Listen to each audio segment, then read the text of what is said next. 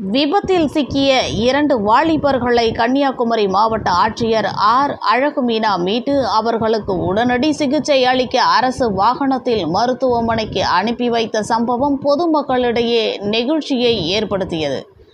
கன்னியாகுமரி மாவட்டம் தக்கலை அருகே அரசு விழா ஒன்றில் கலந்து கொண்டு இன்று மதியம் மீண்டும் அவரது வாகனத்தில் மாவட்ட ஆட்சியர் அலுவலகம் நோக்கி சென்று கொண்டிருந்த பொழுது குமாரகோவில் சந்திப்பு அருகே இருசக்கர வாகனமும் காரும் மோதி விபத்து ஏற்பட்டது.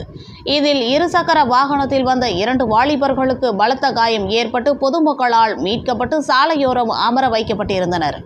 அப்பொழுது அந்த வழியாக வந்த மாவட்ட ஆட்சியர் அழகுமீனா தனது வாகனத்தை நிறுத்தி விபத்தில் சிக்கி காயம் அடைந்தவர்களுக்கு ஆறுதல் கூறியதோடு ஆம்புலன்ஸ் வருவதற்கு தாமதம் ஏற்படும் என கருதி மனிதாபிமானத்தோடு அந்த 2 வாலிபர்களையும் செய்தி மக்கள் தொடர்புத்துறை அலுவலக வாகனத்தில் ஏற்றி ஆச்சாரிப்பள்ளம் அரசு மருத்துவக் கல்லூரி மருத்துவமனைக்கு அனுப்பி வைத்தார். மேலும் உடனடியாக மருத்துவக் கல்லூரி முதல்வரை தொடர்பு கொண்டு விபத்தில் சிக்கியவர்களுக்கு தேவையான மருத்துவ சிகிச்சை அளிக்கும்படி கேட்டுக்கொண்டார். மாவட்ட ஆட்சியரின் இந்த மனிதாபிமானமிக்க செயல் அனைவராலும் பாராட்டப்பட்டது. மேலும் கன்னியாகுமரி ஆட்சியர் அழகுமீனாவிற்கு சமூக வலைதளங்களிலும் பாராட்டுகள் குவிந்த வண்ணம் உள்ளது.